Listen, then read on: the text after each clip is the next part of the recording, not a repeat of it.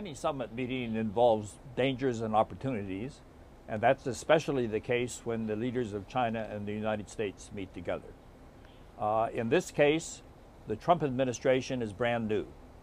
Many of its senior policy positions have not yet been filled. But I think that this meeting is important and can produce a very positive outcome. Most important, I think, is for the two leaders to see if they can establish a personal relationship that will help them deal with the many difficult issues in the bilateral relationship. And secondly, I think it would be helpful if the two leaders could establish a framework for addressing the difficult issues, such as trade, such as North Korea, that can't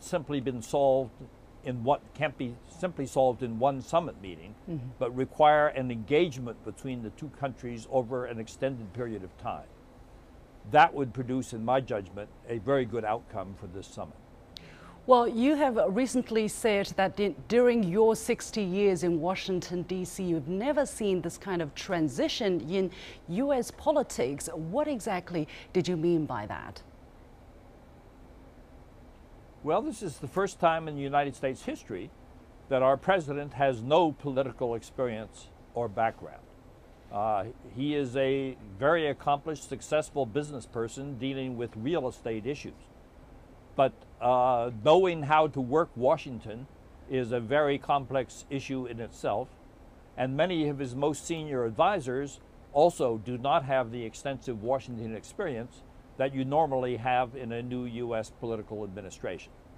So there have been some mistakes made during the early days of the administration, but Mr. Trump, President Trump, has shown an ability to make adjustments when things are not going properly.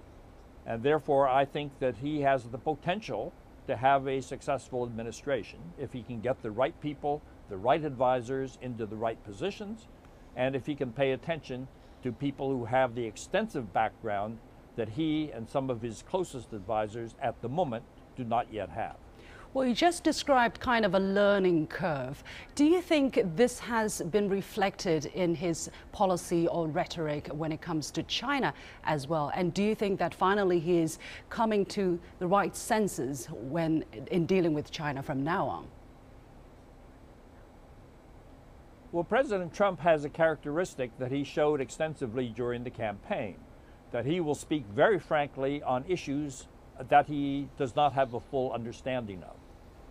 But the positive side is that he has also shown the ability, which some of our presidents have not had, to make adjustments. If he says things that go too far, he will make corrections. Well, let's talk a little bit. I think that has... Yeah, go ahead, please. Yes, go ahead. Well, let's talk a little bit about... I was just going to say... Yeah, go ahead. You take it from here. Okay, let's take a look at the kind of give and take that might take place during this summit in Florida. What do you think are the most important things President Trump would try to take away from the meeting, and what do you think the most important things on the mind of President Xi when he leaves Florida? He wants to present it to the people of China and to the rest of the world. I think that both presidents see benefits in having a stable relationship between our two countries. And they recognize that while we have some very difficult issues, such as North Korea, such as the trade problems between our two countries, that we also have many areas where we have been cooperating together for many, many years. And those areas of cooperation I expect to continue. I think both leaders are not looking to have complicated issues solved at this summit. But I think they would like to have this first meeting between the two presidents increase confidence on both sides that they will be able to deal with the issues more effectively by having a good personal relationship. Now, on the question of the One China policy, which is a central issue for China and which had been seeing some ups and downs ever since President Trump came into office. Now, he recommitted to the One China policy in a February phone call with Chinese President Xi. Do you think this time it might come up in any form? And do you think there is still the risk that he might change his position in the future? No, I don't.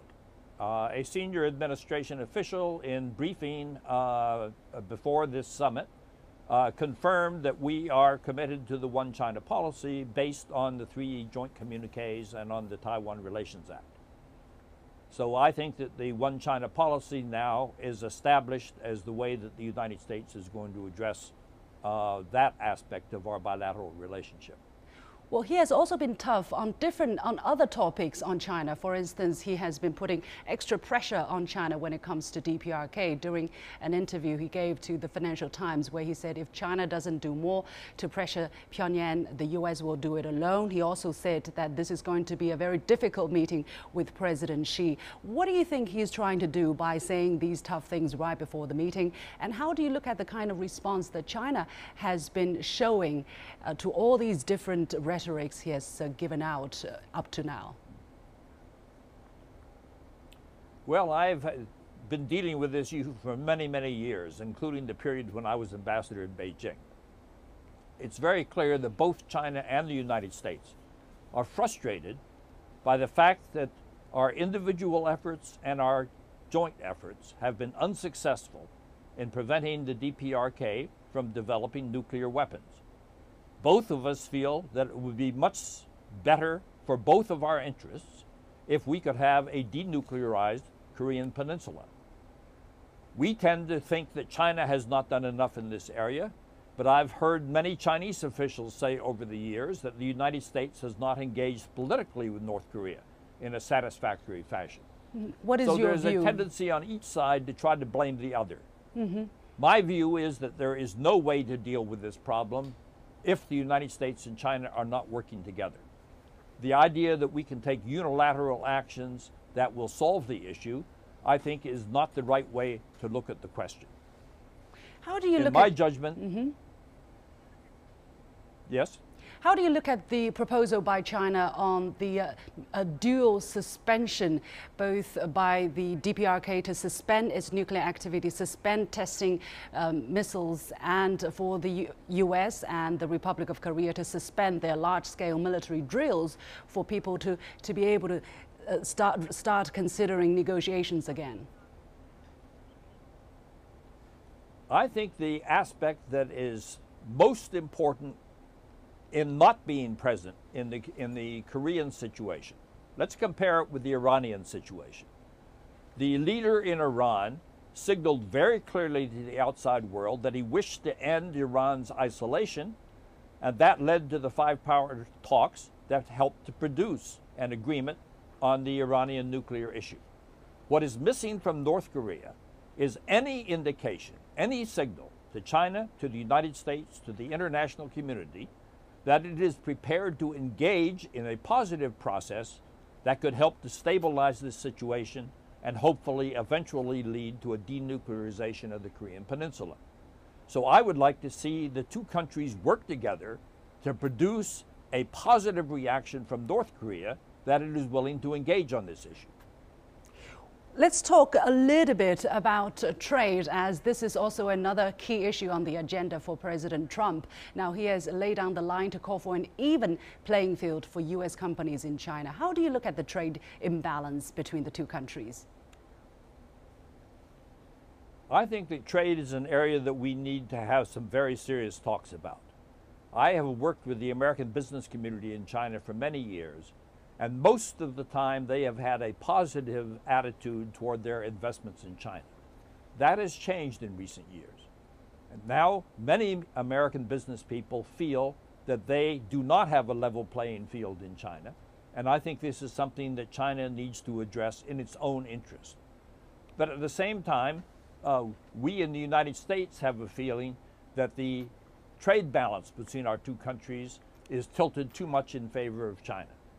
So I think that in order to make sure that the economic relationship contributes to a good bilateral relationship, we need to address these questions frankly, and I hope that we can establish a framework at this summit for beginning to address those questions in a spirit of looking for a win-win outcome for both countries.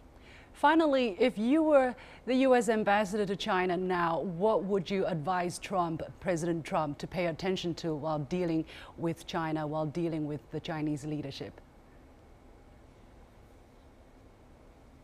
If I were to brief the president, what I would say is that the U.S.-China relationship is going to be our most important relationship for decades ahead.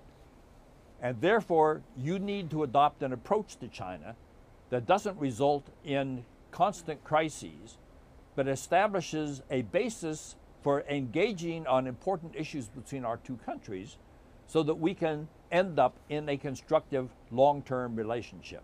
We need not a short-term perspective on China, but a long-term perspective on China. And I think that that is possible. And my experience in dealing with China over the years is there is no issue so difficult that good leaders are not capable of moving the relationship in a more positive direction.